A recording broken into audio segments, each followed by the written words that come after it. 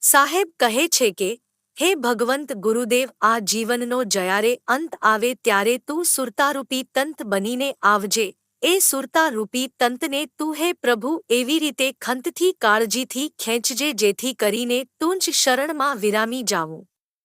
હે ગુરુદેવ, દર્શનના દાન દઈને આ પાપી અધમને પાવન કરી દેજે.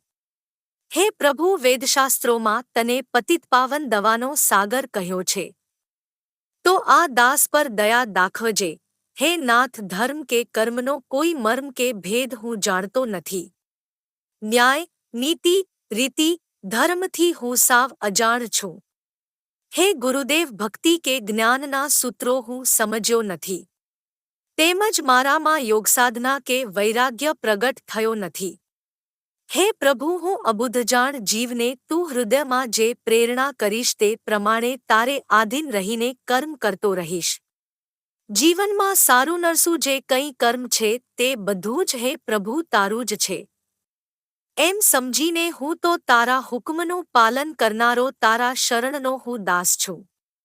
આવી હૃદયમાંથી ઉદ્ભવેલી પ્રાર્થના પ્રભુ જરૂર સાંભળે છે, પણ સદ્ગુરુને આધીન રહી આવા હુકમી બંદા કરોડોમાં કોઈક જ હોય છે. જીવાત્મા જગતમાં બધું જ સ્વીકારવા તૈયાર છે, પણ પ્રભુની શરણાગતિ સ્વીકારવા કોઈ કાળે તૈયાર નથી. સમર્પણાદિનતા સદ્ગુરુ પ્રત્યે પ્રગટ થવી એ તો પૂર્વની સદ્ગુરુ પ્રત્યે સાચી પ્રીત હોય તો જ શક્ય બને છે. પ્રાર્થના સમર્પણ એ અંતર મનથી કરેલી ઉત્તમમાં ઉત્તમ સાધના છે. જ્ઞાની ધ્યાની વિદ્વાન પંડિત કહેવાતા હોઈએ પણ પ્રભુની પ્રાર્થનાથી હૃદય રડી ન પડે ત્યાં સુધી ઈશ્વર કોઈપણ સંજોગોમાં સહાય કરતો નથી.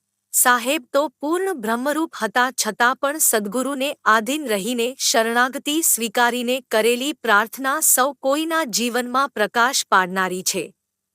અંતરમાંથી ઉદ્દભવેલા અમૂલ્ય શબ્દો જો સાધકને સમજાય તો કઠોરમાં કઠોર હૃદયને વિંધીને પરાપારની ભાન કરાવે છે.